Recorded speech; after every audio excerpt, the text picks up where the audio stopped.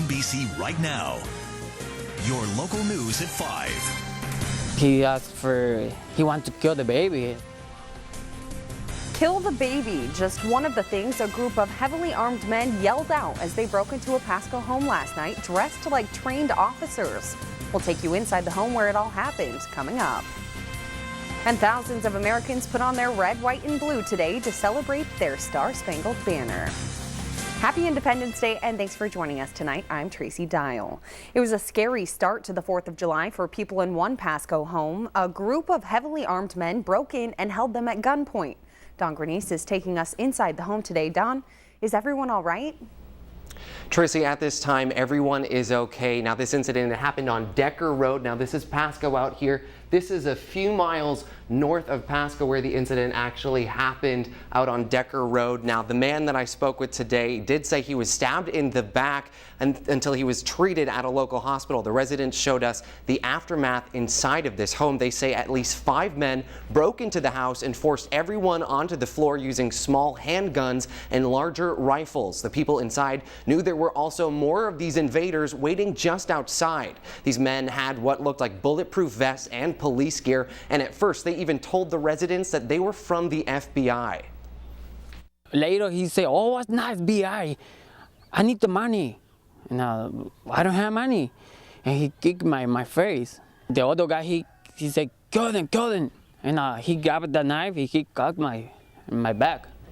Pedro Soto told me after he was stabbed, he laid on the floor bleeding for at least half an hour. One of the armed men shot a round into the ceiling to get everyone's attention, and everyone then took the cash and wallets, and the men got away before officers arrived. No arrests have been made, and deputies are still looking for those suspects. If you have any information that could help in this investigation, Franklin County Sheriff deputies would like you to call them at the number below on your screen, 509-545-3501. Live in the studio, Don Grenice, NBC Right Now. Thank you, Don. 4th of July celebrations are underway all over the nation. From parades to fireworks, everyone is finding a way to recognize our nation's birthday. Fernanda Lopez has more.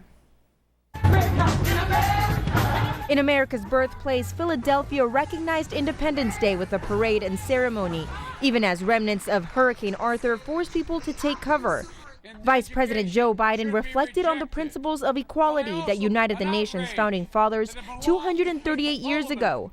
That's what we're celebrating today, the continuation of the expansion of the notion that all men are created equal. President Obama celebrated from the White House with a naturalization ceremony where he emphasized the important role of immigrants in history. As Americans, we've done big things together.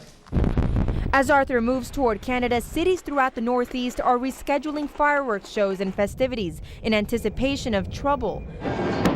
Austin lit up the sky one night early. As always, sizzling grills are serving up traditional American fare, hot dogs and hamburgers. And party-eager hosts are mixing patriotic cocktails. Give it a simple, slow shake. Troops in Afghanistan cut through a 4th of July cake, and in Kuwait, they celebrated with a 10K run. It makes you feel a little more connected, so it's great. Rio de Janeiro even recognized America's birthday, bathing its iconic Christ the Redeemer statue in red, white, and blue. And later tonight, family and friends around the country will end their celebrations watching spectacles like this one, illuminating the night sky. Well, if you plan to light off your own fireworks tonight, make sure to remember all the rules. Generally, you can't light fireworks that shoot into the sky. A good rule to follow: only light off fireworks in the city where you buy them. And locally, our Independence Day celebrations got started early in Columbia Park for the River of Fire Festival. Kids and their families played carnival games, checked out a petting zoo, and jumped around in a bunch of bouncy houses. The event is hosted by the Tri-City Regional Chamber of Commerce, and they say it's their way of getting the community ready for the big fireworks display tonight. It's such a tradition in the community, and to have the opportunity to be a part of the event that, you know, the fireworks are lighting off of the barge, and there's thousands of people down in the park, and not only local visitors but out-of-town visitors are coming in. Those people came from all around the region to take in what's known as Southeast Washington's biggest 4th of July fireworks show. And over in Pasco, the parade kicked off from Memorial Park around 10 this morning. Thousands of kids and their families watched as prominent Pasco officials walked the streets. Fire trucks and police cars honked their horns, and of course all that candy was thrown out to the sidewalks. The 26th annual parade had 79 float entries this year. Also in Pasco today, lots of people lined up to celebrate their independence by taking on a fun run. The race is put on by Camp Patriot, a nonprofit organization that takes combat wounded and disabled U.S. veterans on outdoor adventures. Dozens of runners took part in the 5K fun run. Some even took on the rucksack challenge, carrying 100 pounds in a backpack through the course. The finish line was at Giza Stadium's home plate.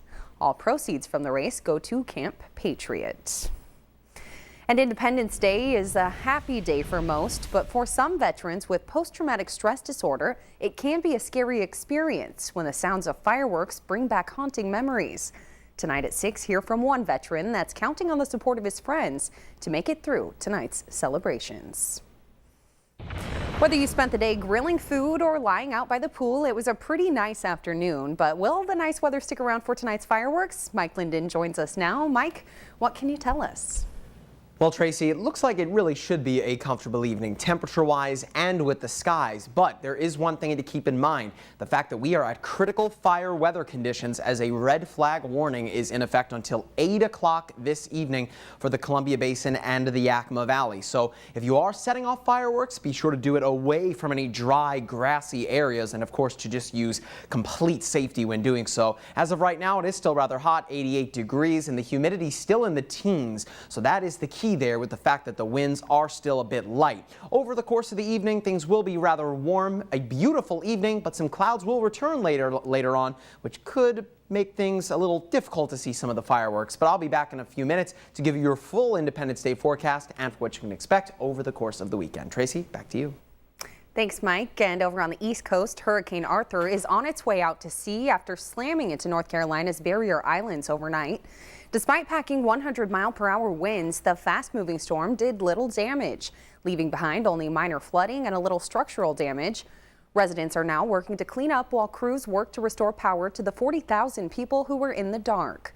Meanwhile, as people head back to the beach, officials are still warning swimmers of some hidden dangers. Be aware that there's storm debris that is floating on or just below the surface. And for those who choose to go in the water, be advised that rip currents are still a serious threat. Hurricane Arthur is now moving northeast, bringing strong winds and rain with it. The National Weather Service has now issued flash flood watches and warnings for New England, with up to 6 inches of rain possible in some areas. A wildfire burning sagebrush and grass south of Ellensburg along Interstate 82 was about 80% contained this morning. The Department of Natural Resources says the blaze, which started Thursday night, held overnight to about 4,000 acres or 6 square miles. About 90 people worked throughout the day to verify the perimeter of the blaze and tackle some hot spots. There were lightning strikes in the area recently, but the cause of the fire is still under investigation. And a fire near Sela along the 3000 block of South Weenus Road is under investigation tonight.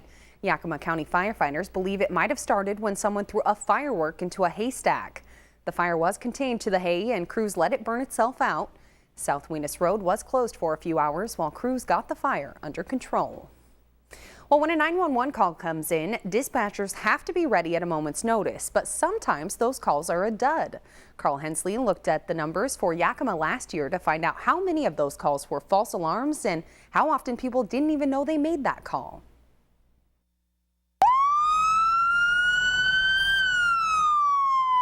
When dispatchers get the call, 911, there's no time to waste.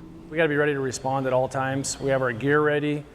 We're mentally ready, we're physically ready, so when the alarm goes off, we're ready to go and be moving out that door. But when it's a false alarm, that makes things a little more difficult. The frustrating part about a false alarm call for us is that we need to be ready to respond to the calls that we need to be there for. If we're tied up on a false alarm, it could affect our response time for a crew getting to a more important call. Stacy Garcia has worked at Suncom Dispatch in Yakima for more than 12 years. She says in her time, she's heard plenty of false calls that have left her speechless. honestly, if you can think of it, we've probably heard it. So we get some really, really interesting things. Just run-of-the-mill everyday things, and then others were like, can you believe this? In 2013, there were more than 8,000 calls made to the Yakima Fire Department. 530 of those were false alarms, about 6%. Even though that number seems small, it's still a lot of work for dispatchers and fire crews. A lot of times it just ends up being someone that sat on their phone and dialed a button and it's coming into us, but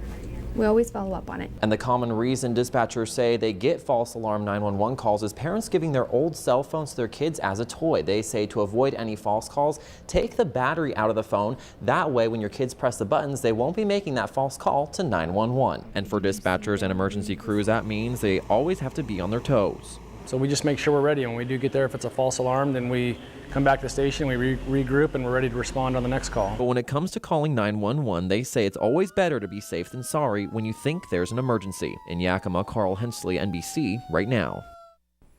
Stacy Garcia from Suncom says during the summer they get about 12,000 calls every month with Yakima Police and Fire combined. If it is a hang-up, they call back at least twice to make sure there is no emergency. They can also send an officer to the location or look up past calls from that same number. Well, much more ahead tonight. If you plan on shooting off some fireworks tonight, listen up. 2 types are on recall because they can explode unexpectedly. We'll have those details after your full forecast. But first, here's a few local places to catch fireworks tonight.